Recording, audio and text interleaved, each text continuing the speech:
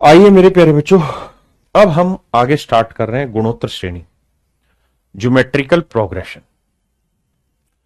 आइए मेरे बच्चे, आज हम ज्योमेट्रिकल प्रोग्रेशन पढ़ना स्टार्ट करते हैं। आप सभी का स्वागत है। आइए, ज्योमेट्रिकल प्रोग्रेशन होती क्या है आप देखेंगे। जैसे मैंने यहां लिखा 5, यहां लिखा मैंने 10, यहां मैंने लिखा 20, यहां मैंने लिखा 40, यहां मैंने लिखा 80 एंड सो ऑन। ये मेरे प्यारे बच्चों मेरा जीपी कहलाएगा। ये मेरे बच्चे जीपी कहलाएगा। यहां आप, ये फर्स्ट टर्म है, ये सेकंड टर्म है, ये थर्ड टर्म, ये फोर्थ टर्म। तो इसके अंदर एक चीज कॉमन होती है और उसी को हम कॉमन रेशियो कहते हैं। हिंदी में सार अंतर नहीं, सार अनुपात कहा जाता है। सार अनुपात। और इसे हम आर से डिफाइन करते हैं और आर निकालने का तरीका होता है A2/A1। A2/A1 second term upon first term. तो ध्यान से देखोगे तो सेकेंड टर्म 10 है, फर्स्ट टर्म 5 है, तो काटोगे तो उत्तर आएगा 2। तो आर की वैल्यू आई मेरे बच्चे 2। और अगर आर की वैल्यू 2 है तो अगर इसके अंदर number of terms find out करनी है तो उसका सूत्र होता है AR⁻n-1। A into r into sorry गलत बोलो, nth टर्म निकालने का सूत्र है A⁻r⁻n-1। अब मेरे बच्चे, जैसे मैं आपसे सवाल में कहूं भाई इस सीरीज का 10वां पद ज्ञात करें, इस सीरीज का 10वां पद ज्ञात करें, तो ए की वैल्यू कितनी है? ए का मतलब फर्स्ट टर्म 5 है। आर की वैल्यू कितनी है? 2 निकाला। एन की वैल्यू कितनी है? 10। 10 में से 9। तो 5, 2 की पावर 9 होता है 512। तो 12 पंजे 60, 5 पंजे 25, 2560। तो इसका मतलब मेरे प्यारे बच्चों, जो इसका 10वां पद होगा वो होगा 2560। हाँ जी। अब अगली बात पे आते हैं। अगर मेरे बच्चे सम ऑफ एन टर्म्स आपसे पूछा जाए, सम ऑफ एन टर्म्स पूछा जाए, तो सूत्र होगा ए इंटू में 1 - r⁻n या r⁻n-1 अपॉन r-1। अगर r की वैल्यू 1 से बड़ी है तो, नहीं तो a 1 - r⁻n upon 1 - r। If r की वैल्यू 1 से छोटी है तो। अब मेरे बच्चों बात समझना, मेरा कहने का मतलब यहां पे ये है कि देखो r 1 से बड़ा है तो यहां पे भी पॉजिटिव, यहां पे भी पॉजिटिव, नहीं तो यहां पे भी नेगेटिव आता है, यहां पे भी नेगेटिव आता है, ऊपर नीचे कर जाता है। चीजें दोनों ही सेम है। r की वैल्यू 1 से छोटी बड़ी, कोई सा भी फार्मूला लगा देंगे, ठीक है। यहां अगर लगेगा r से बड़े में तो क्या होगा? माइनस कॉमन लेके काटना होगा। यहां वो सीधा कट के लिखा हुआ है, तो सीधा ही रखिए r की वैल्यू 1 से बड़ी है तो ये लगाना है, 1 से छोटी है तो ये लगाना, ठीक है। अब सीधे सवालों पर आते हैं और आपके साथ प्रयास चालू करते हैं। पहला सवाल करिए मेरे भाई।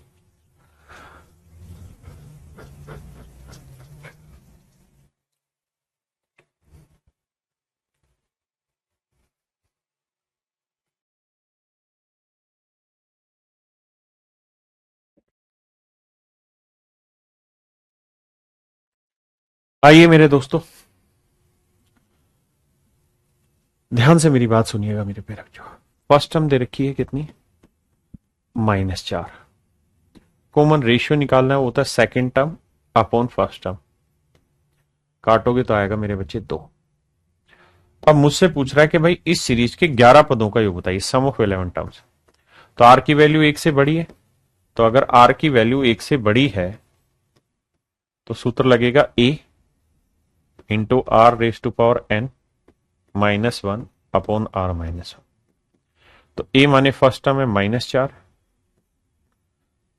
आर की वैल्यू है 2, 2 की पावर 11, -1/2 -1, तो -4, 2 की पावर 11 क्या होता है? 2048। 2048 में से 1 क्या? 2047/1 गुना करेंगे, -4 7 28, 4 चौक 16 और 2 18, 4 दूनी 8, 8188। गड़बड़ कहाँ है कर दी है भाई, 11 पदों तक। अरे रे रे रे रे, फाइंड द लास्ट टर्म पूछ रहा, माफ करना भाई, मैंने गलती कर दी। उसने पूछा लास्ट टर्म बताओ, बावला हो गया मैंने तो योग निकाल दिया गलती करी। उसने पूछा 11वां पद ज्ञात करिए क्या होगा, माफी चाहता हूं। तो इसका सूत्र होगा a r raise to power n minus one. माफी चाहता हूं भाई, ए की वैल्यू क्या है -4, है ना। आर की वैल्यू क्या है 2, और 11 में से 1 गया 10। तो भाई सोल्व करोगे तो आएगा -4, 2 की पावर 10 कितना होगा 1024। 4 से गुना करेंगे तो उत्तर आएगा -4096। तो ये मेरा आंसर। उसने पूछा था 11वां पद ज्ञात करें, यानी अंतिम 11 पदों तक है तो इसका अंतिम पद यानी 11वां पद ज्ञात करना। मैंने 11 पदों का योग निकाल दिया, बस गलती ये हो गई।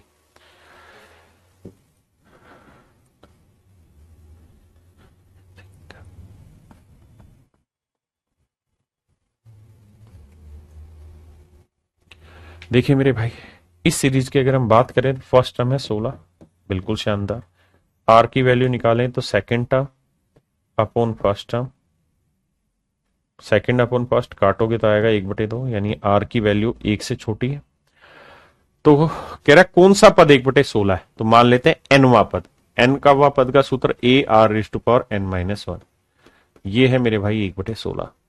अब ए की वैल्यू क्या है 16, आर की वैल्यू क्या है 2, 1/2, 1/2 की पावर एन माइनस वन बराबर 1/16। अब मेरे भाई 16 को बटे ले आएंगे तो ये आएगा 1/2 की पावर एन माइनस वन, और ये 16 16 256 हो जाएगा। आप कहें भैया बिल्कुल ठीक है, ये 1/2 की पावर एन माइनस वन और 256 को क्या लिखेंगे 1/2, 2 की पावर कितना होता है 8। तो मेरे भाई जब बेस सेम है, इक्वल का साइन है, तो माने n-1 बराबर 8 है, तो n का काहे नहीं वैल्यू बता दे रहे हैं, 9 होगा, 8 और 1 9। तो आंसर आ जाएगा मेरे प्यारे बच्चों 9। क्या आंसर आएगा मेरे भाई 9।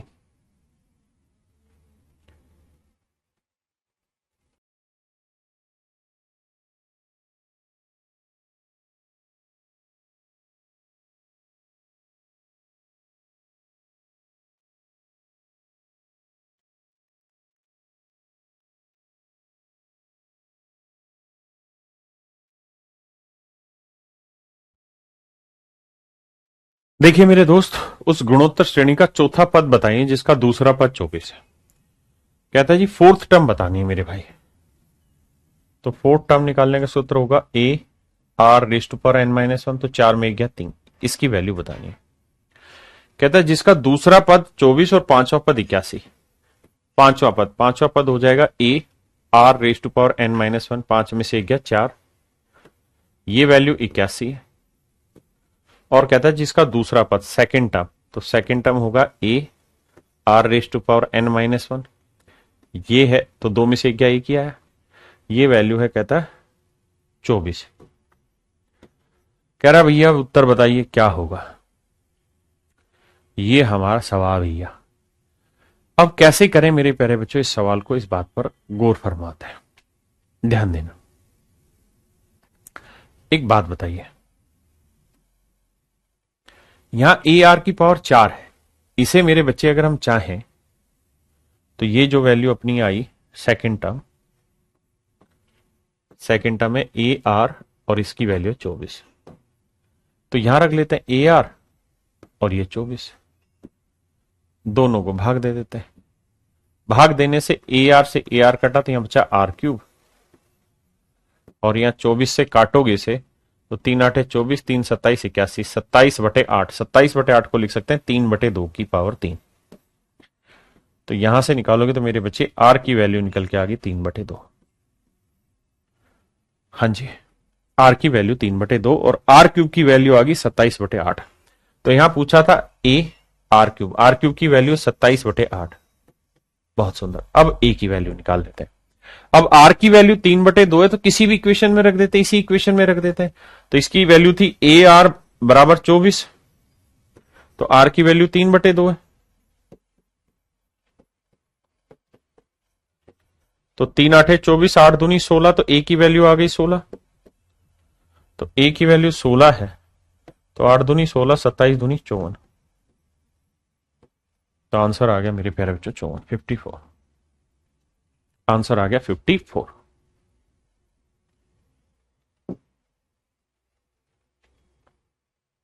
करिए मेरे भाई सीरीज।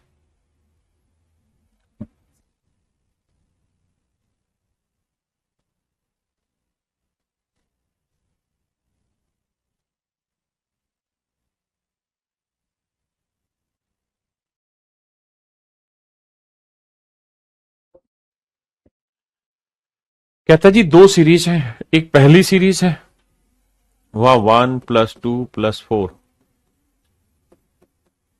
तो भैया इसमें फर्स्ट टर्म में एक, कॉमन रेशियो निकालोगे तो 2 आएगा। दूसरी सीरीज है मेरे बच्चों 256, 128, 64 एंड सो ऑन। तो मेरे प्यारे बच्चों यहां फर्स्ट टर्म है कितनी 256, और कॉमन रेशियो निकालने जाओगे तो A2/A1 काटोगे तो 1/2 है। कहता है जी इसका भी एनवा पद और इस सीरीज का भी एनवा पद दोनों आपस में बराबर है। तो भैया nth टर्म निकालने का सूत्र होगा AR⁻n-1। तो इस सीरीज की फर्स्ट टर्म क्या है 1, R की वैल्यू क्या है 2, n-1। इस सीरीज की nवीं टर्म क्या क्या सूत्र होगा AR⁻n-1। हाँ सर बात तो सही है आपकी, इसमें तो कहा दो रहा है, ये बात आ रही है समझ में। अब मेरे बच्चे पूछ रहा है एन की वैल्यू बताइए क्या होगी। कुछ नहीं करो, ऑप्शन से वैल्यू उठा के टेक दो। ऑप्शन से वैल्यू उठा के चेक कर लो कौन सा आ रहा है नहीं। दूसरा तरीका, आपको साफ साफ दिखाई दे रहा है कि 2 आंसर नहीं होगा, 4 भी आंसर नहीं होगा, क्योंकि दूसरी टर्म तो आपस में इक्वल नहीं है, ना चौथी टर्म आपस में इक्वल है। 5वीं टर्म इक्वल आ जाएगी, चेक कर लेते हैं, या 6ठी टर्म इक्वल आएगी, चेक करते हैं। तो 5 में 1 गया 4, अगर एन की वैल्यू 5 लेते, 5 में 1 गया 4, 2 की पावर 4 आया 16, ये 256। ये 5 में 1 गया 4, तो ये आया 1/16, 16 16 256 इक्वल आ गया, तो एन की वैल्यू डायरेक्ट आ गई 5, है ना। अगर आप कहें जी हमें सोल्व करना हो तो कैसे करें, तो मेरे बेटे ऐसे करो, ये 2 की पावर n-1 है, 256 को 2 की पावर हम लिख देंगे कितना 8, और इसे जब पलटेंगे, जब इसी चीज को पलटेंगे तो ये हो जाएगा 2 की पावर 1 - n। ये एक नियम होता है, पावर शॉर्ट्स एंड एसेज में सिखाऊंगा कि जब पलटते हैं तो क्यों चेंज हो जाता है। तो 2 की पावर n-1, ये बेस सेम है तो पावर इक्वल हो गई, तो ये हो गया 2 की पावर 8 और 1 9, पावर ऐड हो जाती है -n। अब बेस सेम है, पावर इक्वेट करेंगे तो n-1 इक्वल होगा 8 - n। तो n और n इधर आएगा 2n, 8 में से 1 गड़बड़ कहां हो रही भाई देखना।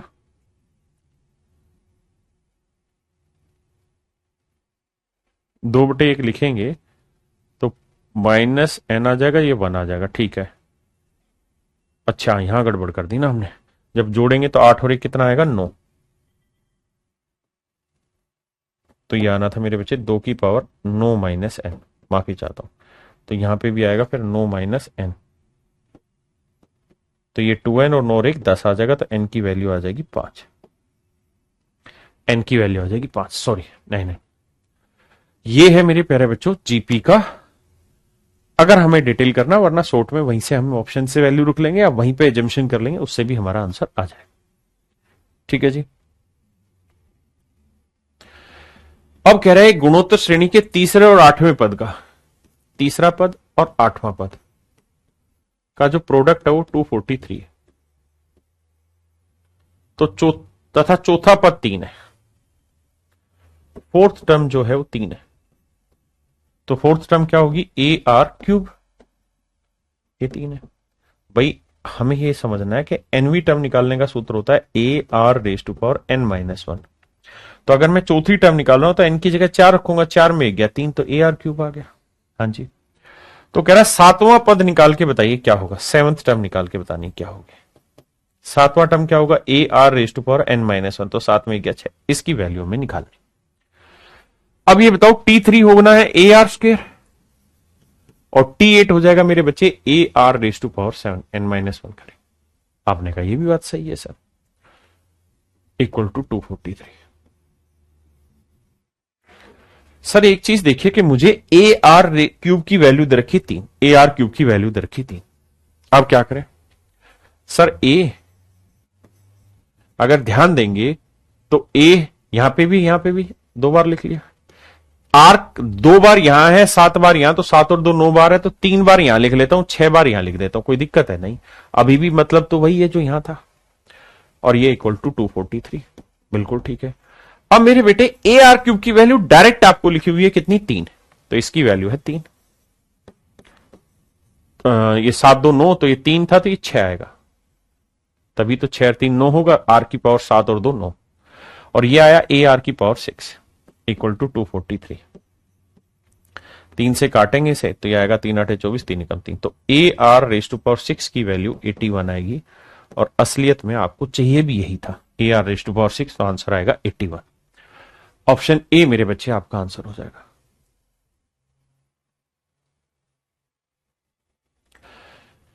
करिए मेरे बच्चे।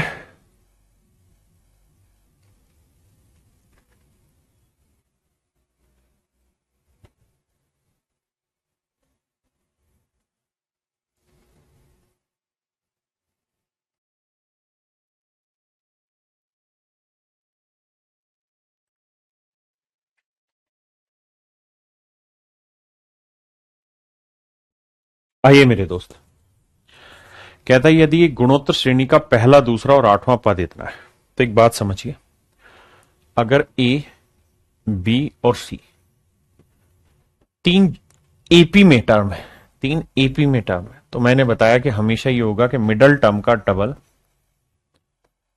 पहली और आखिरी टर्म के जोड़ के बराबर है। लेकिन मेरे प्यारे बच्चों, ए, बी और सी 3 टर्म ऐसी हैं जो जीपी में, ज्योमेट्रिकल प्रोग्रेशन में, तो नियम ये रहता है कि इनके बीच का रेशियो सेम होगा, तो इन 2 टर्म का रेशियो क्या हुआ, बी बाई ए, इन 2 टर्म का रेशियो क्या होगा, सी बाई बी। जब इसे सोल्व करेंगे तो बी को बी से किया बी स्क्वायर, और ए को सी से किया ए इंटू सी। यानी मोटी बात यह है कि अगर ये जीपी में है तो मिडल टर्म का जो स्क्वायर है वो पहली और आखिरी टर्म का प्रोडक्ट के बराबर है, अगर ये एपी में है तो मिडल टर्म का डबल पहली और आखिरी टर्म के जोड़ के बराबर है। हाँ जी, अब देखिए मेरे भाई ध्यान से, मिडल टर्म क्या है, एक्स की पावर के, तो मिडल टर्म का जो स्क्वायर होगा वो पहली टर्म एक्स की power -4 into last term x की पावर 52 के इक्वल होगा, इनके प्रोडक्ट के इक्वल, तो यह है एक्स की पावर 2 के, और यहां देखेंगे तो मेरे बच्चे बेस सेम है, और इंटू का साइन है तो पावर ऐड होंगी, तो 52 में 4 गया 48, तो आप देखेंगे 2k की वैल्यू आ गई डायरेक्ट 48, और k की वैल्यू निकालोगे तो ये आएगी 24 है। देखना भाई कहां गड़बड़ कर दिए भाई, यदि ये गुणोत्तर श्रेणी में है x-4 52 एक्स की पावर, ओहो पढ़ी सवाल गलत लिया, ये पहला टर्म है, ये दूसरा टर्म है, और ये है भाई 8वां टर्म, यहां गलती कर रहा था, ये 8वां टर्म है, माफ करना, फर्स्ट सेकंड और एथ टर्म की बात हो रही है, मैंने फर्स्ट सेकंड और थर्ड टर्म मान लिया, ये गलत माना हुआ है, लेकिन आगे के लिए ध्यान रखिए, अगर इसी सवाल में ये कहता है कि 3 कंजुगेटिव टर्म है जो जीपी में, तो इस तरह से होता है, लेकिन मैंने गलत माना था। कह रहा जी फर्स्ट टर्म है एक्स की पावर के, बहुत बढ़िया, सेकंड टर्म है मेरे बच्चे अरे फर्स्ट टर्म है एक्स की पावर -4, सेकंड टर्म है एक्स की पावर के, और मेरे प्यारे बच्चों एट्थ टर्म जो है वो सवाल में कह रहा है क्या है, एक्स की पावर 52। मैं माफी चाहता हूं, वो मैंने गलत बता दिया था। अब हम सवाल में के की वैल्यू फाइंड आउट करने जा रहे हैं, T8 था वो, T3 नहीं था। अब बताइए सोच के कैसे किया जाए।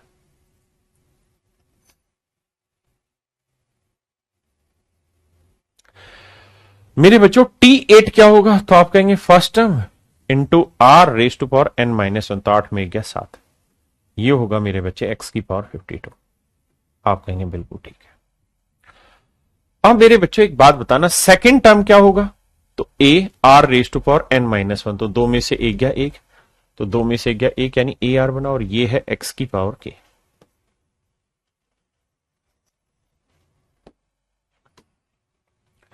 अब मेरे प्यारे बच्चों ये बताओ फर्स्ट टर्म क्या दे रखी है, एक्स की पावर -4, आर की वैल्यू मुझे निकालनी है और ये है एक्स की पावर के।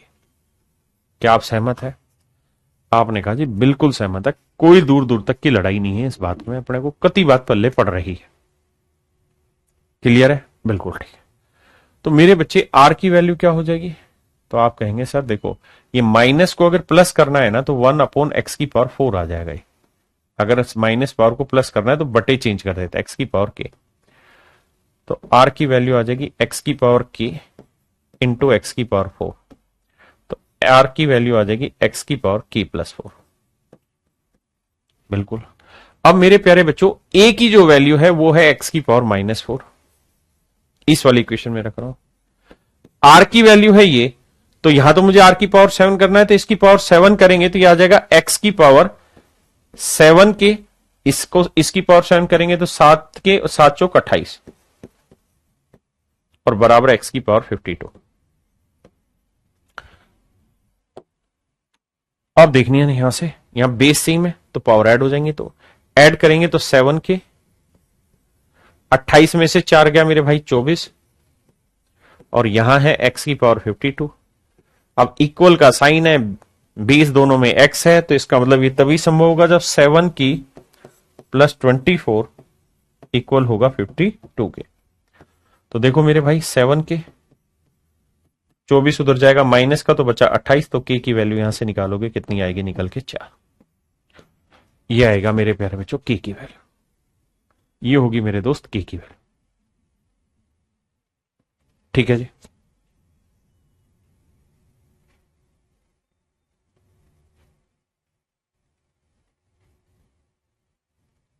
बताइए मेरे दोस्त, कहता है इसके 10 पदों का योग ज्ञात करिए। तो मेरे बच्चे फर्स्ट टर्म निकालेंगे तो सीधी रखिए 10, कॉमन रेशियो निकालेंगे तो second term upon first term, तो 20/10 करेंगे, कॉमन रेशियो कितना निकल के आएगा? 2। कह रहा है जी इस सीरीज के पहले 10 पदों का जोड़ बताइए, सम ऑफ 10 टर्म बताइए। तो a r raise to power n, n यानी 10 -1 बटे आर -1। तो ए की वैल्यू कितनी है जी? 10, फर्स्ट टर्म 10 है। आर की वैल्यू 2 की पावर 10 -1 और 2 में से 1 गया 1, तो 10 2 की पावर 10 1024 में 1 गया 1023 और 2 में 1 गया 1, तो आंसर निकालेंगे तो 1023 और उसका 1 0 10,230, ये मेरा आंसर हुआ। मेरे भाई एक बात ध्यान से समझो, एपी में अगर टर्म माननी हो अरिथमेटिकल प्रोग्रेशन में, तो मैंने आपको कहा था कि ओड टर्म माननी हो, क्योंकि एपी में जब भी टर्म माननी होगी ना तो हमेशा एक लॉजिक चल रहा होगा, वो इन टर्म्स के जोड़ का लॉजिक चल रहा होगा। सवाल में इन टर्म्स का जोड़ पूछा होगा कि भाई 3 टर्म है उनका जोड़ इतना है, तो वहां मैंने बताया आपको कि भैया वहां कोशिश करके ना वेरिएबल बचाने की कहानी होती है। तो 3 टर्म ऐसे मान लो, बीच की टर्म ए, फिर उससे अगली ए प्लस डी, उससे पहली ए माइनस डी। हाँ जी, ऐसे ही इवन में हो तो मैंने कहा था ए माइनस डी और ए प्लस डी, क्योंकि इसमें बीच की का टर्म 2 बनेंगी, एक तो होगी नहीं, उससे आगे ए प्लस 3d, इससे पहले ए माइनस 3d, और इस तर्ज पर बातें बनती है। ये मैंने एपी की चीजें आपको समझाई। अब मेरे बच्चे यही कहानी मैं जीपी में लेके जा रहा हूं। जीपी में जब भी आपको नंबर ऑफ टर्म माननी हो, तो जब भी आप टर्म मानेंगे ना तो उन टर्म का योग आपसे एपी में पूछता है।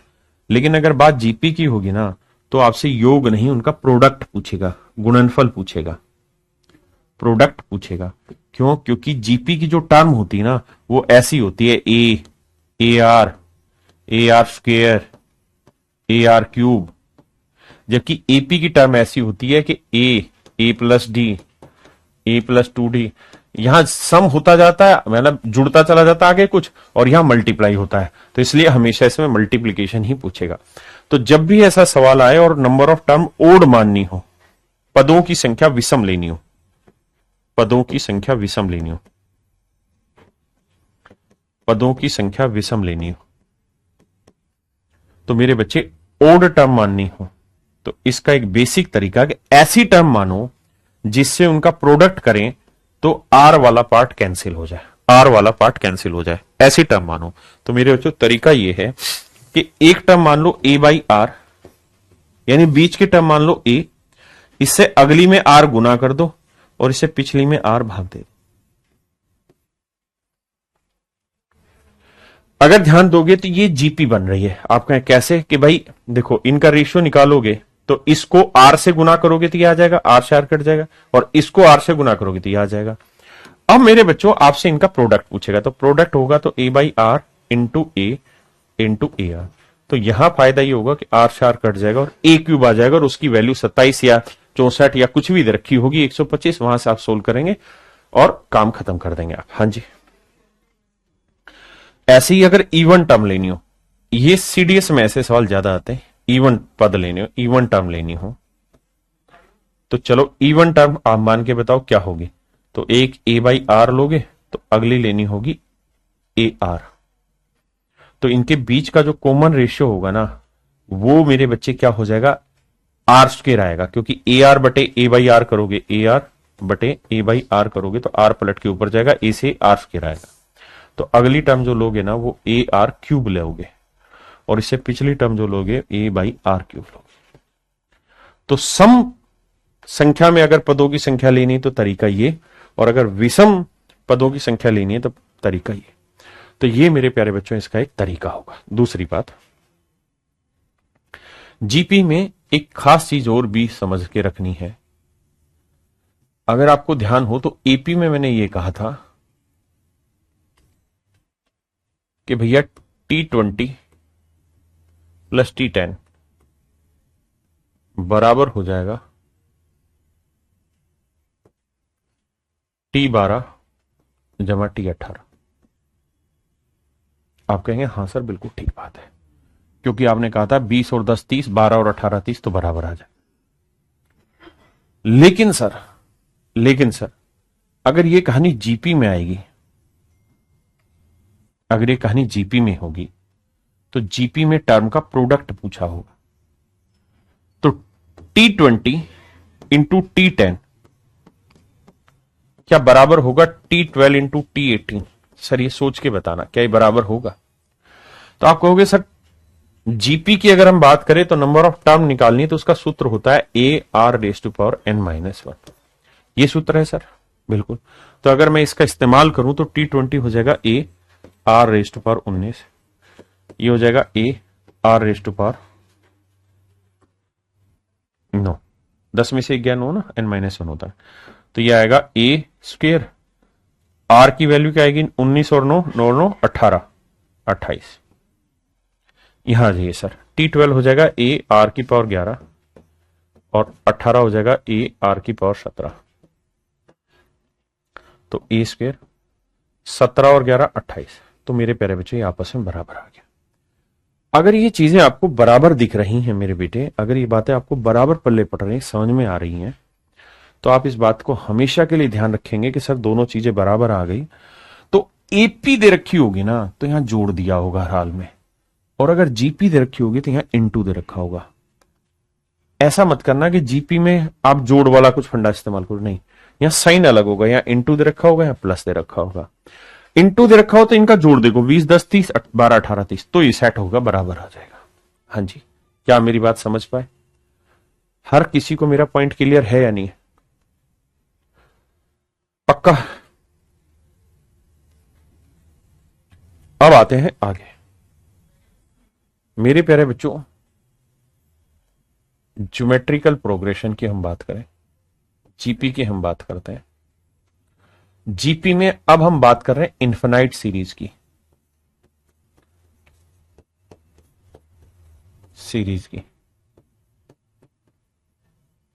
अनंत पदों की, कि अगर किसी ज्योमेट्रिकल प्रोग्रेशन में अनंत पद दे रखे हों फिर क्या हो। And r is less than 1, r 1 से छोटा हो, आर छोटा हो 1 से, आर 1 से छोटा हो तब। तो मेरे बच्चे जैसे मान लीजिए मैंने यहां लिखा 50,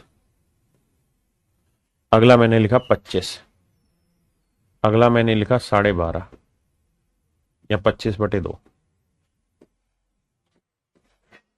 अगला मैंने लिखा 25/4 एंड सो ऑन। तो मेरे बच्चे यहां फर्स्ट टर्म क्या है, आप कहेंगे 50। कॉमन रेशियो क्या होगा sir, second term upon first term, तो 25/50 काटोगे तो आएगा 1/2। तो सम ऑफ एन टर्म्स, तो सम ऑफ एन टर्म्स क्या होगा भाई, तो सम ऑफ एन टर्म्स हो जाएगा, नहीं एन टर्म्स का तो आपको पता ही है, मैं करा ही चुका हूं पीछे कि सम ऑफ एन टर्म्स का सूत्र हो जाएगा a r raise to power n -1 upon r -1। अगर आर 1 से बड़ा है और छोटा है तो 1 माइनस और ये 1 माइनस। लेकिन अगर मेरे प्यारे बच्चों आर की वैल्यू 1 से छोटी है और अगर मैं आपसे यहां पूछूं सम ऑफ इन्फिनाइट टर्म्स बताइए क्या होगा, अनंत पदों का योग याद करिए, तो इसका तरीका होगा A upon 1 minus R, A upon 1 minus R. आप कहेंगे ओके, ये क्या है सर, ये है अनंत पदों के योग का सूत्र। सूत्र कैसे बना उस पर हमें नहीं जाना, हम रिसर्चर स्टूडेंट नहीं है, हम कॉम्पिटेटिव एग्जाम के स्टूडेंट हैं। तो फर्स्ट टर्म क्या है 50, 1 माइनस आर की वैल्यू क्या है 1/2, तो 50, 2 एकम 2 में से गया 1/2, पलट के ले जाएंगे तो 50 दूनी 100। इसका मतलब इसके अनंत पदों का योग जो होगा, इन्फिनाइट टर्म्स का जो योग होगा वो 100 होगा। अनंत पदों का योग मेरे प्यारे बच्चों क्या होगा 100। ठीक है जी, ऐसा गणितज्ञों ने निकाला हुआ है सूत्र, उसी के हिसाब से हम भी बात कर रहे हैं, इससे ज्यादा हमें नहीं जाने। अब आगे लड़ाई, ये पहला सवाल है, लगाइए दिमाग।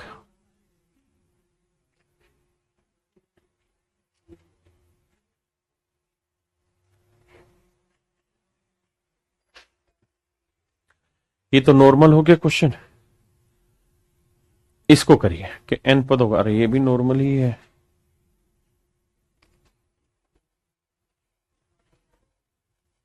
यहां ये है अनंत पद, इसको बताइए।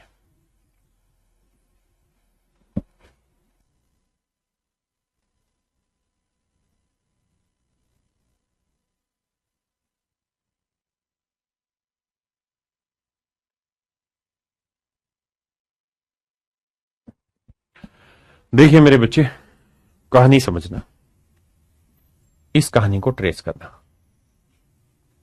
सिर्फ इसको लाते हैं 1/3, 1/9, 1/27 अनंत। मेरे प्यारे बच्चे ये बताओ इसकी फर्स्ट टर्म क्या है सर 1/3।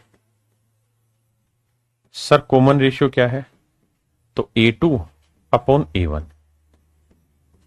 सोल्व करेंगे सर 1/9 गुना में 3/1, 3 तिया 9 तो 1/3।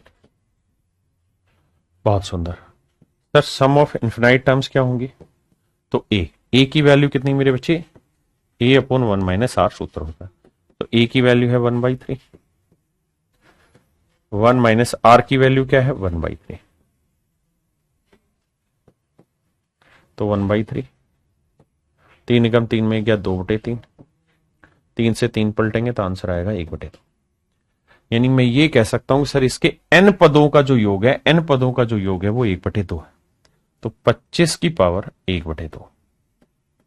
कोई दिक्कत है नहीं, 25 की पावर 1/2, कोई दिक्कत है जी नहीं। अब मेरे प्यारे बच्चों 25 को हम क्या लिख सकते हैं, 5 की पावर 2 लिख सकते हैं सर। इस पूरे की पावर 1/2, 2 से 2 कटा तो आंसर आ गया 5।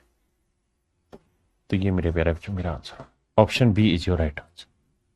हम चर्चा कर रहे हैं sum of infinite terms in a GP, किसी गुणोत्तर श्रेणी के n पदों के योग ना, किसी गुणोत्तर श्रेणी के अनंत पदों के योग का सूत्र। ठीक है जी, देखिए मेरे भाई, कहते एक वर्ग के मध्य बिंदुओं को मिलाकर एक नया वर्ग बनाया गया, फिर एक और तीसरा वर्ग इसी प्रकार से बनाया गया, इसी प्रक्रिया को अनंत बार दोहराया गया। कहता है the same process is repeated indefinitely, यानी इन्फाइनाइटली लिख लो, मतलब अनंत तक दोहराते रहे। अब कह रहा है if A side of the first square is 4 centimetre, पहले वाले वर्ग की भुजा 4 सेंटीमीटर है, तो सारे स्क्वायर के एरिया का सम बताना है। बहुत ध्यान से देखिएगा भैया मेरे बेटा, ये कोई वर्ग है, ठीक है जी। फिर क्या किया मेरे भाई, हमने इसके मिड पॉइंट लिए और इसके मिड पॉइंट से एक और वर्ग बना दिया।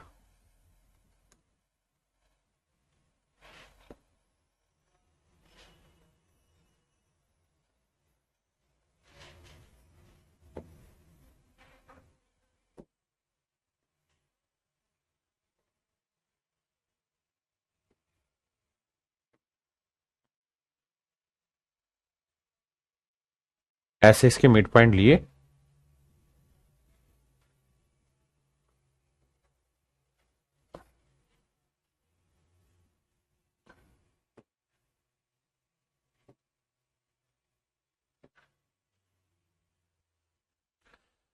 कहता जी हमने एक ऐसा और वर्ग बना दिया इसके मिड पॉइंट पकड़ के।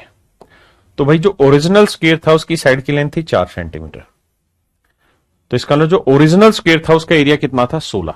भाई स्क्वायर का एरिया क्या होता है 4 का वर्ग 16। अब कहता है जी हमने इसके मिड पॉइंट पकड़े, इन दोनों साइड के मिड पॉइंट ले लिए, हर एक साइड का मिड पॉइंट लिया, तो ये लेंथ कितनी होगी 2। आपने कहा ओके, ये लेंथ भी कितनी होगी 2, क्योंकि पूरी 4 है, मिड पॉइंट है 2। तो बेटा ये लेंथ 2 है, ये दो लेंथ 2 है, तो ये पाइथागोरस थ्योरम का प्रिंसिपल लग गया कि सर ये 2 है, ये 2 है, तो ये लेंथ कितनी होगी 2 का 4 4 8, 8 को लिख देंगे 2√2, तो ये वाली साइड की लेंथ आएगी 2√2। यानी ये जो वर्ग बना है ना, इस वर्ग की भुजा होगी 2√2। मैं कहूं यार इस वाले वर्ग का एरिया बताइए क्या होगा, तो आप कहेंगे सर 2√2 का वर्ग, तो 2 का वर्ग 4, √2 का वर्ग 2, 4 दूनी 8, तो ये एरिया आया मेरे प्यारे बच्चों 8। हाँ जी। अब कह रहा है जी हमने इसके भी मिड पॉइंट ले लिए, अब हमने इसके भी मिड पॉइंट ले लिए, तो भाई इनके मिड पॉइंट लिया, तो इनको समझाने के लिए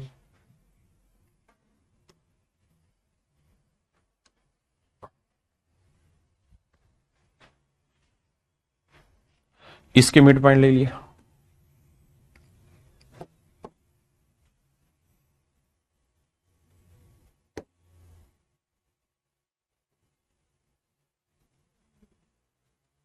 ऐसे इसके मिड पॉइंट लेके एक वर्ग बना दिया, फिर से कहता है इसके मिड पॉइंट लेके एक वर्ग बना दिया, फिर इनके मिड पॉइंट लेके वर्ग बना दिया, फिर ऐसे इनके मिड पॉइंट लेके बना दिया, और कहता है ये प्रक्रियाएं अनंत तक चलती रही, अनंत तक चलती रही। तो इस तरीके से जितने भी स्क्वायर बनेंगे उन सारे ही स्क्वायर के एरिया का सम बताना है क्या होगा, इन सारे ही स्क्वायर के एरिया का सम बताना है क्या होगा। तो मेरे बच्चे कहने का मतलब मोटी बात यह है कि पहले वाले स्क्वायर का एरिया 16 था, तो अगले का 8, तो यहां से समझ में आ गया आधा हो रहा है, तो इससे अगले का 4 होगा, उससे अगले का 2 होगा, उससे अगले का 1 होगा, उससे अगले का फिर 1/2 होगा, और ये प्रक्रिया अनंत तक चलती रहेगी। तो इस सीरीज की फर्स्ट टर्म क्या आ गई 16। अगर मैं कहूं कॉमन रेशियो बताओ तो 8/16, काटोगे तो 1/2, तो सम ऑफ अनफाइनाइट टर्म का जोड़ क्या होता है जी a/1 - r। फर्स्ट टर्म है जी 16, r की वैल्यू 1/2, तो 16, 2 एकम 2 में गया 1/2, 16 दूनी 32, तो आंसर आया मेरे प्यारे बच्चों 32। आंसर आया मेरे बच्चों 32, यानी इसके अनंत वर्गों का योग जो होगा वो 32 होगा। तो यही मेरे बच्चे मेरे सवाल का सही उत्तर था, तो 32 इज योर राइट आंसर। अब बात करते हैं कि इस सवाल को पेपर में सो ट्रिक में कैसे करें। तो सर सो ट्रिक का सूत्र सीधा इन्फिनाइट टर्म से आएगा। ये देखो पहले वाले वर्ग का एरिया क्या होगा 16, क्योंकि साइड दे रखी 4, तो 4 का वर्ग 16। उसके बाद क्या करो 1 माइनस हर एक वर्ग का आधा होता जाता है हमेशा ही, तो बस ये निकाल दो, आंसर आ जाएगा 32 सीधा। याद रखना है जो भी पहले वाले वर्ग का एरिया हो बटे में 1 माइनस 1/2, यानी 1/2 आएगा, उसका डबल कर देंगे, सीधा आंसर आ जाएगा। आप कहो जी क्या सारे सवाल ऐसे आएंगे, नहीं आएंगे यार, कुछ अलग भी आएगा। जैसे ही आ गया करो इसे।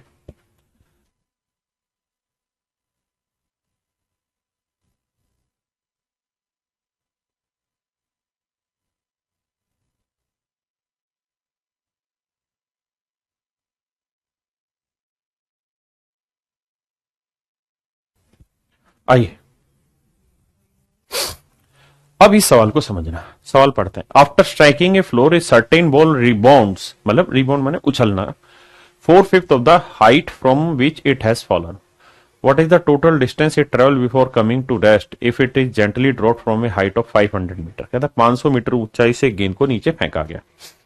समझो भाई, कहता जी ये गेंद यहां से फेंकी हमने, ये गेंद 500 मीटर ऊंचाई से नीचे फेंकी, ये सरफेस है, ये जमीन है, 500 मीटर ऊंचाई से नीचे फेंकी।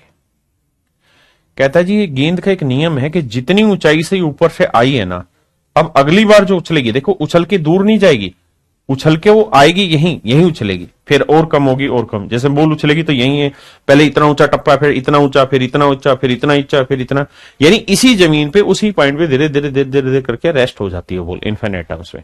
ठीक है, लेकिन मुझे सवाल समझाना है तो इसलिए मैं आपको थोड़ा यहां से समझा रहा हूं। पहली बार 500 उछल के आई तो अब अगली बार जो उछलेगी वो 4/5 उछलेगी, तो 500 का 4/5, 500 100 सोचो 400, यानी अगली बार जो गेंद ऊपर जाएगी वो 400 मीटर ऊपर उछलेगी। अब समस्या यह है कि जब गेंद ऊपर गई ना 400 मीटर, वो ऊपर ही नहीं रुक जाएगी हवा में, वो नीचे आएगी, और नीचे कितना आएगी, 400 ही मीटर नीचे आएगी। और मेरी तरह मत सोचना कि गेंद दूर जाएगी, भाई यहां उछली तो फिर यूं आएगी, फिर यूं आएगी, यहां नहीं जाएगी, वो वहीं टप्पा खा के चलती रहेगी। अब 400 मीटर पे जमीन पे आ गई, इसका मतलब अगला जो जंप होगा वो इस जंप का 4/5 होगा, तो 400 का 4/5 निकालो, 5 8 40 80 8 32 320, तो अगली बार ये 320 उछलेगी, तो हवा में नहीं रुकेगी, नीचे आएगी, 320 ही नीचे आएगी। फिर इसका 4/5 जाएगी, तो 320 का 4/5, 5 6 30 5 चौक 20 4 चौक 16 4 6 24 और 1 25 256, तो 256 ऊपर जाएगी, और मेरे भाई फिर 256 ही नीचे उतरेगी। फिर इसी तरह से ऊपर जाएगी 4/5, फिर आएगी, फिर आएगी, फिर जाएगी नीचे, और ऐसे धीरे धीरे करते अनंत पदों में रेस्ट हो जाएगी। हमें यहां ज्यादा साइंस वाला दिमाग नहीं लगाना, कब होगी क्यों होगी, बकवासी नहीं, सीधा सवाल पे फोकस। अब मेरे बच्चों अगर आप बात को समझ गए हैं तो मेरा पॉइंट समझना, मैं क्या कहना चाह रहा हूं। मैं ये कहना चाह रहा हूं कि भाई इस हिसाब से देखिए तो पहले स्टेप में कितनी दूरी चली है सर, 500, दूसरे स्टेप में कितनी चली है जी, 400, फिर क्या चली है 400, फिर क्या चली है 320, फिर क्या चली है 320, फिर क्या चली है 256 माफ करिए, फिर क्या चली है 256, फिर क्या चलिए जी, ऐसी अनंत पदों तक चलती रहेगी। लेकिन सर बात करें तो कि सीरीज तो कोई नहीं बन रही है, क्यों नहीं बन रही, क्योंकि सीरीज में तो सर ये 4/5 है, लेकिन इसका तो ये 4/5 नहीं है, इसका ये 4/5 है, लेकिन इसका ये 4/5 नहीं है। तो ध्यान से देखोगे तो मेरे बेटे ये 2 सीरीज बन रही हैं, एक बन रही है ये और एक बन रही है ये, 2 सीरीज बन रही है। ध्यान दोगे तो 500 का 4/5 ये सीरीज बन रही है, 400 का 4/5 4/5 4/5 ये सीरीज बन रही है। और मैंने एपी में भी आपको एक कहानी समझाई थी कि ऐसे में ये क्या करो कि 2 टर्म मिला लिया करो, 500 और 400 900, 400 और 320 720, 320 और 256 3 2 5 576, और ऐसे ही आगे। और अनंत का आधा भी अनंत ही होता है, अगर सागर से एक बूंद निकाल लेंगे तब भी सागर ही बचेगा, गागर नहीं बचेगा, चिंता मत करो। तो मेरे बच्चे अब देखोगे ना तो इसका अभी भी 450 रेशियो आएगा, जो उसने एक्चुअल बोला वो आया। तो फर्स्ट टर्म हो गई मेरे बच्चे 900, कॉमन रेशियो निकालने की जरूरत नहीं क्योंकि सवाल ने दे रखा 4/5। तो कितनी डिस्टेंस चली अनंत पदों में, वो फार्मूला लगा देते हैं सम ऑफ इनफाइनाइट टर्म्स का, a/1 - r। a की वैल्यू 900 है, r की वैल्यू 4/5 है, 5 एकम 5 में 4 गया 1/5, 5 पलट के ऊपर ले जाओगे 5 9 45, ये मेरा आंसर आ गया। हाँ जी मेरे बच्चे, पेपर में इसे कैसे करना उस बात पे ध्यान देना। पेपर में नियम बना लो क्या, कि भाई अनंत पदों का योग का सूत्र तो हमको पता है a/1 - r, लेकिन मेन लड़ाई ये है कि फर्स्ट टर्म होगी क्या। तो सर उसके लिए नियम ये रहेगा आपको हमेशा के लिए ध्यान, कि पहली बार गेंद ऊपर से नीचे आई, यहां से आई और फिर ऊपर गई, इतने में कितनी दूरी चली, यानी ऊपर से नीचे फेंकी है तो ऊपर से नीचे और फिर ऊपर गई, कितनी दूरी चल गई, तो 500 और 400 900 मीटर। ये हमेशा ही आपकी फर्स्ट टर्म हो जाएगी 900 मीटर। कैसे निकालें सर, 500 तो दे ही रखा है, अब 500 का 4/5 और लिख लो, काटोगे तो 4 4 500 900 सीधा, ये आ गई first term. 1 minus r, r की वैल्यू 4/5 है। सोल्व करेंगे भाई 900, 5 एकम 5 में 4 गया 1/5, 5 से पलट के गुना करो, 5 नियम 45, तो आंसर आएगा 4500, यानी गेंद ने 4500 मीटर की दूरी ट्रेवल की है। बस ये शॉर्ट ट्रिक है।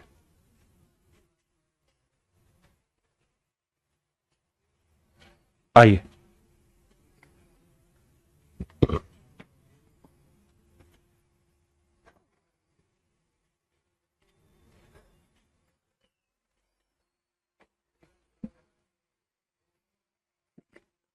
आइए मेरे दोस्तों, कहते हैं यदि सतह से टकराने के बाद गेंद अपनी पिछली ऊंचाई का 4/5 ऊपर उठता है, तो भाई सम ऑफ इनफाइनाइट टर्म्स का सूत्र होगा A/1 माइनस आर। आर की वैल्यू तो 4/5 दे ही रखी, मेन है ए निकालना। तो ए निकालने का सूत्र यह कि कितनी ऊंचाई से फेंकी गई है, 120 मीटर, प्लस में 120 का 4/5, 24 5 120, 24 चौक 96, तो 120 जमा 96, तो 6 9 2 11, 1 1 तो 216, तो फर्स्ट टर्म आएगी 216। सोल्व करोगे मेरे भाई तो यह आएगा 216 बटे 1/5, 5 से ऊपर गुना करेंगे तो 1080। ऑप्शन ए मेरे प्यारे बच्चों मेरा सही आंसर, ऑप्शन ए मेरे बच्चों मेरा सही आंसर है। हाँ जी,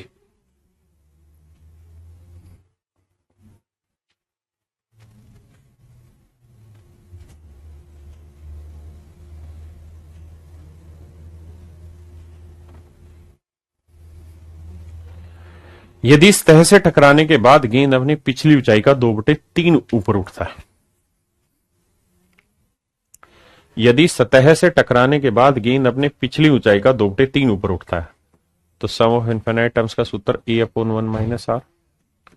आर की वैल्यू दे ही दी 2/3, ए की वैल्यू निकालनी है, तो कितनी ऊंचाई से गेंद फेंकी, 540 जमा 540 का 2/3, 18 3 54, 180 गुना 2 360, तो जोड़ेंगे तो आएगा 900, पूरा 900, तो 900, तो 900 बटे 1/3 गुना करोगे आएगा 2700, है ना आंसर। तो option B is your right answer मेरे बच्चों, ऑप्शन बी आपका बिल्कुल करेक्ट आंसर।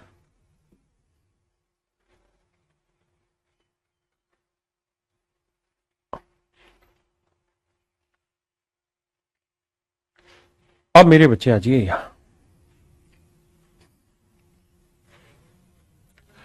ये सिंपल एन टर्म वाले सवाल है, बताइए इसका आंसर क्या होगा।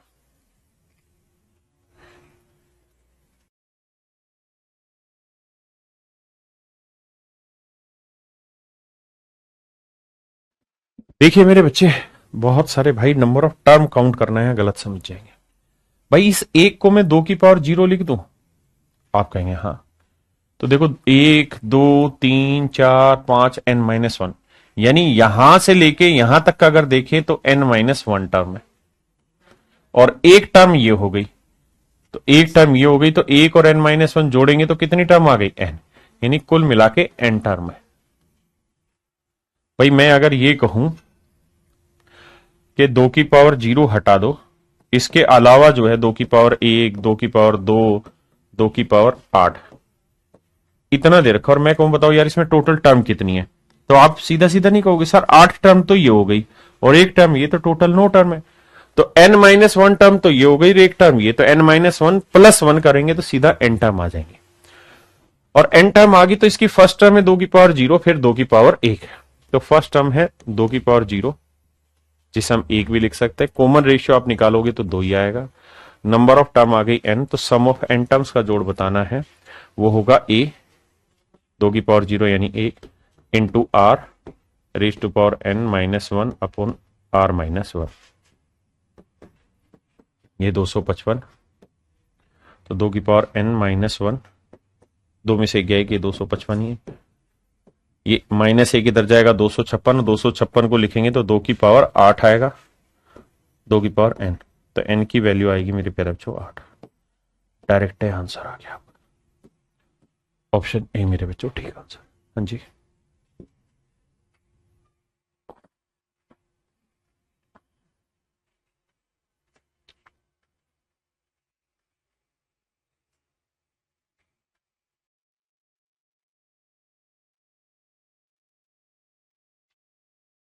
आइए मेरे भाई, इस सीरीज में देखेंगे तो फर्स्ट टर्म आ रही है मेरे बच्चों 2/9, रेशियो निकालोगे तो वो आएगा -1/3 अपॉन 2/9, पलटोगे -1/3 इंटू में 9/2, तो आएगा -3/2, रेशियो आया -3/2। अब खुद सोचो, इसको -3/2 से करेंगे तो 3 से 3 घटा, माइनस से माइनस, प्लस 1/2 सीरीज बन रही है। अब कह रहा है कि इसके n पदों का योग 55/72 है, तो सम ऑफ n टर्म का सूत्र हो जाएगा n की वैल्यू हमें निकालनी a की वैल्यू 2/9 है, इंटू में 1 माइनस r है -3/2 की पावर 19 ना की power n, 1 minus r raise to power n upon 1 minus r, ये वाली वैल्यू है 55/72। अब ध्यान देना, देखो ये माइनस माइनस हो जाएगा प्लस, तो प्लस हो जाएगा 2 एकम 2 और 3 5, 5/2 आएगा। कहो तो सोल्व करके लिख दो, 2 एकम 2 और माइनस माइनस प्लस 3, 5/2, ये आया 5/2। इसको सिस्टमेटिक लिखोगे तो 2/9, ये 5/2 पलट के लिखोगे तो 2/5, यहां आएगा 1 minus -3/2 raise to power n 55/72।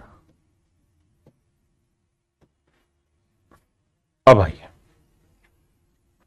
और बड़े ध्यान से मेरी बात समझिए,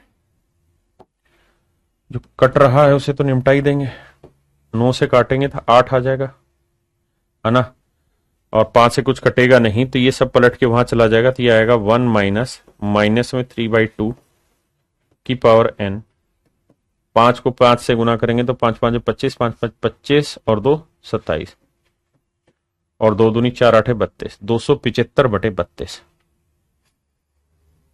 275/32 मेरे भाई, यहां तक कि मेरी बात समझ रहे हैं, बहुत सुंदर।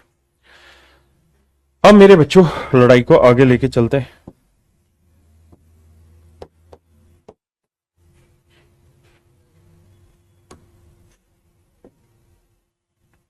(275/32)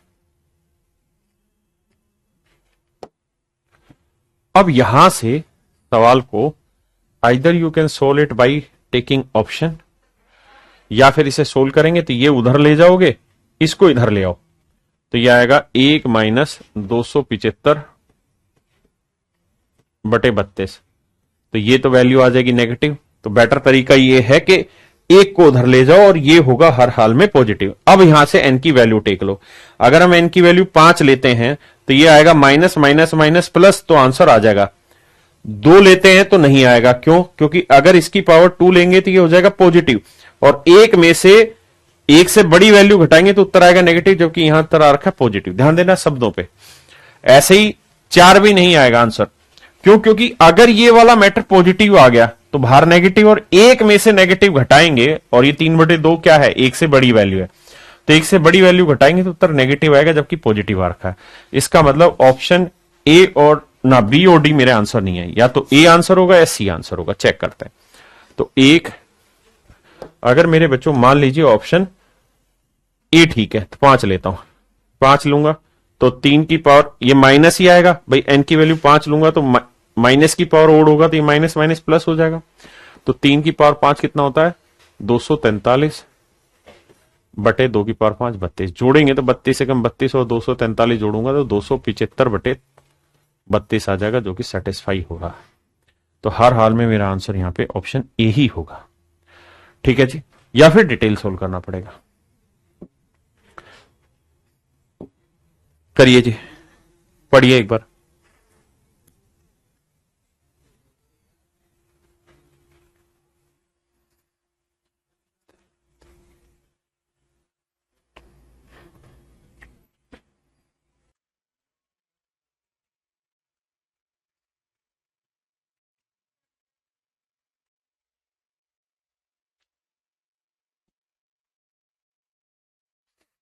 आइए मेरे बच्चे, सवाल में कह रहा है कि यदि एक आदमी अपने 4 मित्रों को एक पत्र लिखता है, ये आदमी है, इसने पहली बार 4 पत्र लिखे 4 दोस्तों को। तो पहले आदमी ने 4 लेटर लिखे। अब कहता है हर दोस्त ने अपने 4 दोस्तों को लिखा, यानी इस दोस्त ने 4, इसने भी 4, इसने भी 4, इसने भी 4, यानी 4 लेटर इसने लिखे, 4 इसने लिखे, 4 इसने लिखे, 4 इसने। तो सेकंड स्टेज पे 4 4 8 4 12 4 16 लेटर होंगे। अगले स्टेज पे 64 लेटर हो जाएंगे, और इसी तरीके से सीक्वेंस चलता रहेगा। कितनी बार तक भाई? कहता निरंतर ये प्रक्रिया चलती रही तथा एक पत्र को भेजने का खर्च 50 पैसे। तो 8 सेट भेजे, यानी 8 टर्म है, 8 टर्म है। तो बेटे ये बताओ फर्स्ट टर्म क्या है? 4। कॉमन रेशियो भी क्या आएगा? 4। 16 बटे 4 4 आएगा। तो सम ऑफ 8 टर्म निकालना है। सूत्र होगा first term into 1 minus r raise to power n. तो 4 की पावर 8 माइनस 1 बटे 4 माइनस 1। आपने कहा बात बिल्कुल सही है। यही हो ना भाई, टोटल 8 सेट तक पत्र भेजे हैं, तो सम ऑफ एन टर्म्स होता है a r raise to power n minus 1 upon r minus 1। इसे सोल्व करेंगे तो यह आएगा 4 बटे आ जाएगा 3, और यह आएगा 4 की पावर 8 माइनस 1। अब देखिए 4 की पावर 8 माइनस 1 को कैसे सोल्व किया जाए।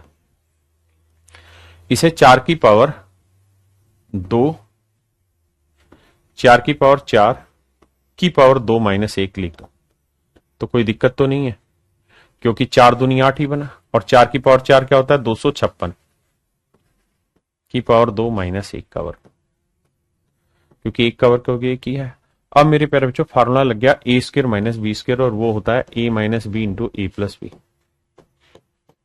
ये सूत्र होता है। आपने कहा हाँ, तो ए स्क्र माइनस बी स्क्र हुआ ए माइनस बी इंटू ए प्लस बी।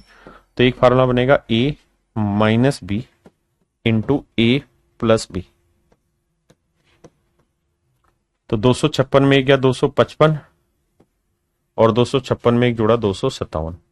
तो इनका वैल्यू आया 255 गुना 257। तो इसे सोल्व करोगे तो आएगा 255 गुना 257। और सवाल में कह रहा है कि हर लेटर, यानी कुल मिला के इतने लेटर लिखे हैं, और कह रहा है जी हर लेटर को लिखने में 50 पैसे का खर्चा आता है। 50 पैसे के रुपए में बनाएंगे आधा रुपए, तो हर लेटर लिखने में भैया आधा रुपए का खर्चा आया है। तो इतने लेटर लिखने में कितना खर्चा आएगा भैया? कैलकुलेशन तो देखो माशाल्लाह है ही जबरदस्त। आओ देखो, 2 दूनी 4, 3 से कट रहा है, 3 8 24, 3 5 15। अब भाई गुना करेंगे तो यूनिट डिजिट तो हर हाल में 0 ही आएगा, क्योंकि 2 5 10 0 आ जाएगा, है ना। तो 85 दूनी आया 170 गुना 257। अब समस्या ये है कि 0 तो आएगा ही, और सातों सातों 49 9 भी आएगा। मेरे बच्चों अब इस सवाल को करने का केवल एक तरीका हो सकता है, और वो है कैलकुलेशन करो या तो। और कैलकुलेशन आसानी है भाई, 0 17 7 119 बचे 11 17 5 85, और 11 कितना हो गया भाई? 96। तो यह आया 6। तो यानी 690 जिसके आखिर में होगा वो मेरा आंसर है। तो वो यही ऑप्शन सी। या फिर दूसरा तरीका होगा मेरे प्यारे बच्चों, क्या? डिजिटल सम निकाल के इस सवाल को सोल्व करें। ठीक है, या तो डिजिटल सम निकाल के सोल्व करें, या फिर इस तरीके से। तो ये मेरे प्यारे बच्चों मेरे सवाल को करने का तरीका है। अब आपका जीपी पूरी तरह खत्म हुआ। अब मैं इनमें एपी, जीपी और एचपी के मीन के बारे में थोड़ी चर्चा कर देता हूं, जिसपे सवाल 1-2 बार पूछे गए हैं। एक शब्द होता है मेरे प्यारे बच्चों माध्य, मीन। जिसे हम माध्य कहते हैं। माध्य का ही एक दूसरा नाम औसत भी है, लेकिन यहां जो है वो भारी औसत है। तो मेरे प्यारे बच्चों आराम से सुनिएगा। एचपी हमारे सिलेबस का हिस्सा नहीं है। सीडीएस में एचपी आती है तो उतनी आप आसानी से कर लेंगे।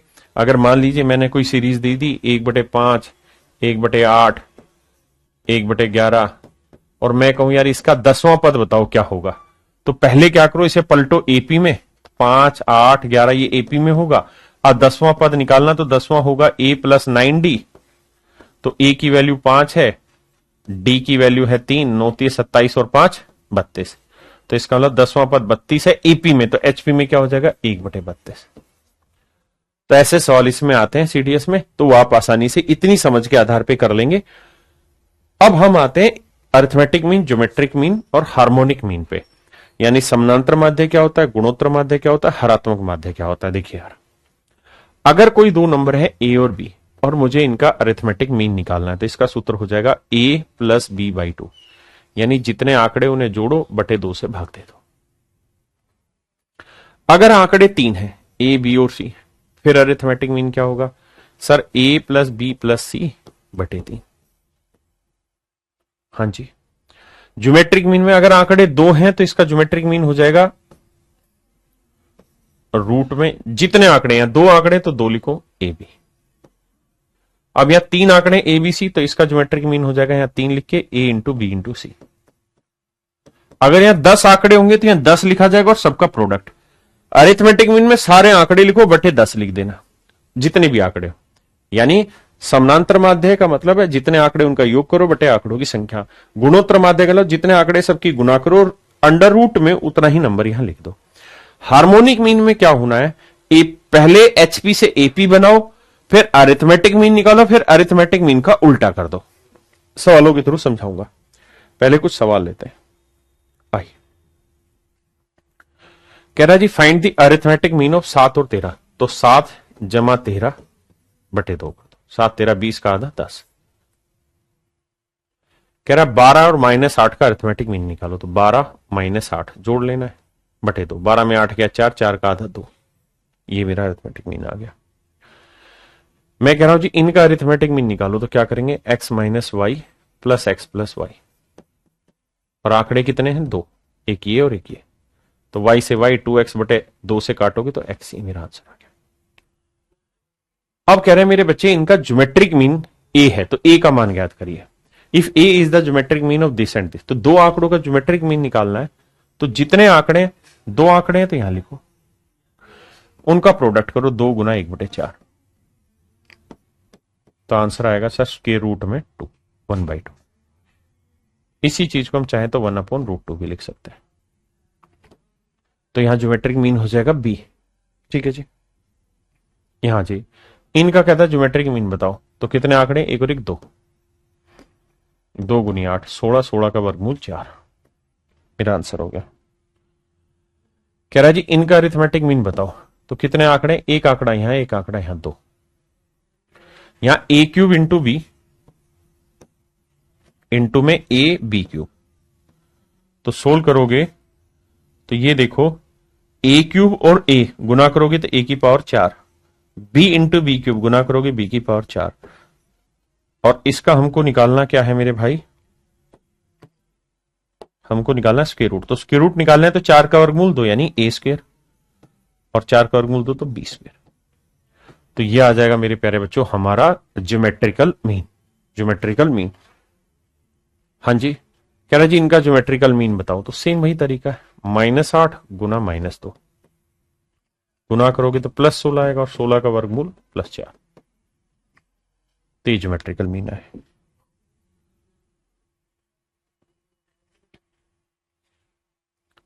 कह रहा है जी दो संख्याओं का अंतर ज्ञात कीजिए जिनका अरिथमेटिक मीन 25 है और ज्योमेट्रिक मीन 20 है। तो मेरे बच्चे अरिथमेटिक मीन का सूत्र होगा, दो संख्याएं a और b हैं तो उनको 2 से भाग दे देंगे। ये दे रखा है 25। और कह रहा है जी ज्योमेट्रिक मीन है 20। ये ज्योमेट्रिक मीन, अगर 2 नंबर a और b मान लें तो दोनों साइड स्क्वायर करेंगे तो a × b कितना आएगा भाई 400। और यहां सोल्व करेंगे तो a प्लस बी कितना आया 50। अब मेरे नन्हे मुन्ने बच्चों ऐसे दो नंबर ढूंढे जिन्हें गुना करें तो 400 आए और जोड़े तो 50 आए। तो ढक्कनों सीधा ही समझ में आ रहा है, 40 और 10, 40 और 10 50, 40 गुना 10 400। कह रहा जी इनका अंतर बताओ, तो 40 और 10 का डिफरेंस कितना होगा मेरे बच्चे 30। ये मेरे सवाल का सही उत्तर होगा। हाँ जी, आराम से समझो, फिर आगे चर्चा करेंगे।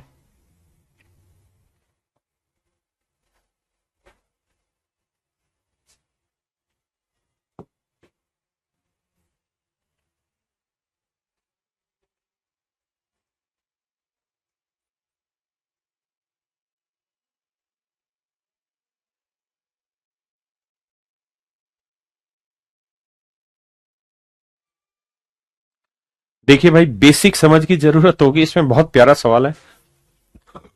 कह रहा जी A1B, ये अरिथमेटिकल प्रोग्रेशन में, तो एपी में मिडल टर्म जो होती है उसका डबल करना होता है, बराबर होता है ए प्लस बी। बहुत सुंदर। तो ए प्लस बी की वैल्यू आ गई 2। आगे कह रहा है 1AB, ये जीपी में। तो मेरे बच्चे, मैंने आपको बताया कि जीपी में जो मिडल टर्म होती है उसका वर्क करना होता है और बराबर करना होता है first term into last term. तो ए स्क्वायर की वैल्यू आ गई बी। पहले ये दो बात समझिए, ये दो बात समझिए, फिर आगे चर्चा करें। यानी पहली बात ये कि बी की जो भी वैल्यू लोगे उसका वर्क करना होगा, उसका मतलब ए की जो भी वैल्यू होगी उसका वर्ग बी होगा। यानी ए की जो भी वैल्यू लोगे उसका वर्क करने पे बी आएगा। तो ए का वर्क करने पे बी आएगा, तो 2 का वर्क करने पे 4, 4 का वर्क करने पर 1, नहीं ये नहीं होगा। -2 का वर्क करने पे नहीं आएगा, -2 का वर्क करने पे 4, ये ठीक है। अब हमें लेकिन चेक करना है वहां से, कह रहा है ए और बी बराबर नहीं है, तो इनमें से कौन सा आंसर हो सकता है, ए और बी ज्ञात कीजिए। तो मेरे बच्चे खुद ही सोचिए, हम बी की जगह क्या लिख सकते हैं अगर डिटेल करें, तो कहेंगे सर ए स्क्वायर लिख सकते हैं, ए स्क्वायर लिख सकते हैं।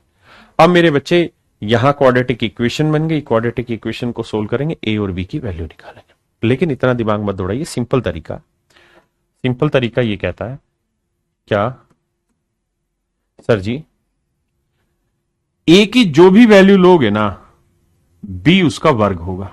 तो मैं, और दोनों का जोड़ 2 आना चाहिए, तो मैं ए की वैल्यू 1 ले लूं तो बी हो जाएगा 1 का वर्ग 1, और इन दोनों को जोड़ूंगा तो आंसर क्या आ जाएगा 2।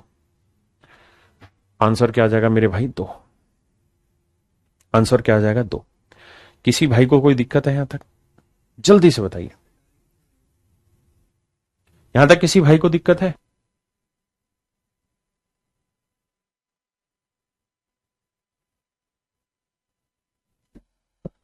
क्या मेरी बात समझ पाए? लेकिन हमें सवाल ने यह कहा कि ए और बी आपस में बराबर नहीं। ए और बी मेरे प्यारे बच्चों आपस में बराबर नहीं। मेरी बात क्लियर है यहां तक? तो हमें ए और बी इक्वल नहीं लेने, तो 1 1 का ऑप्शन कट गया। तो क्वाड्रेटिक इक्वेशन जब बनाओगे तो उसमें 1 1 का ऑप्शन कैंसिल हो जाएगा। अब हमें ऑप्शन से वैल्यू रखनी चाहिए, ये वैल्यू ए, ये वैल्यू बी। तो ए का वर्ग बी होना चाहिए, रख के देखते हैं। तो ए की वैल्यू 2 ले ले, बी की वैल्यू 4, तो 2 और 4 का जोड़ 6 सेटिस्फाई नहीं करेगा, हटाओ। यहां ले लेते हैं ए की -2, बी की 1, तो इसका वर्क करने पे क्या 1 आएगा? नहीं, 1 हट गया। ये ए है, ये बी है, तो 4 का वर्क करने पे 1 आएगा? नहीं, तो कट गया। तो ये ए, ये बी। अब इसे रख के देखते हैं। तो भैया ए की जगह -2 लें और -2 का वर्ग हुआ 4, बी की जगह 4 लें, तो जोड़े तो क्या 2 आ रहा है? आ रहा। तो इसका अंदर ऑप्शन डी ही केवल करेक्ट स्टेटमेंट इस ऑप्शन में दे रहा है। इन 4 ऑप्शन में से केवल और केवल ऑप्शन डी ही सेटिस्फाई हो रहा है मेरे बच्चे।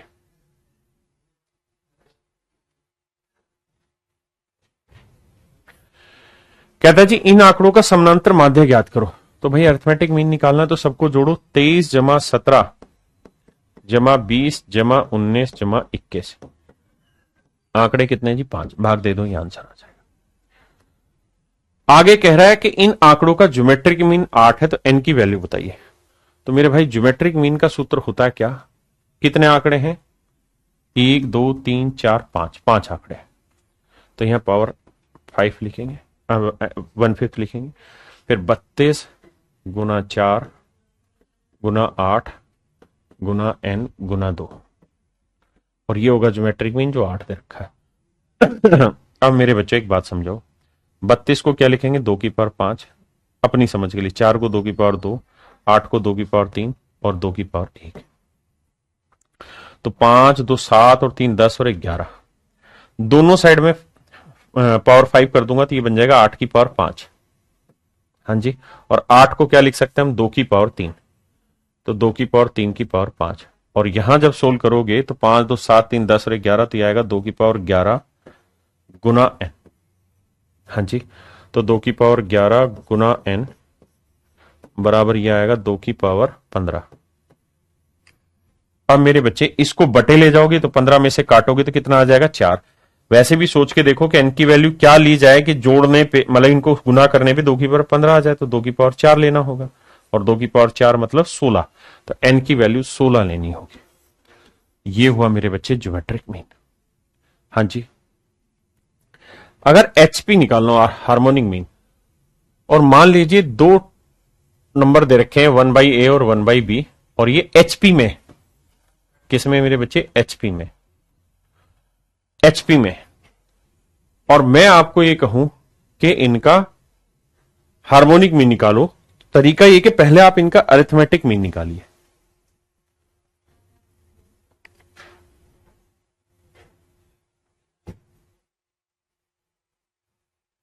जैसे मान लीजिए A और B दो नंबर है, और दो नंबर ये HP में, बड़े ध्यान से मेरी बात सुनना, बाकी चीज छोड़ दो। A और B दो नंबर है और दोनों हार्मोनिक प्रोग्रेशन में, सीडीएस वाले बच्चे।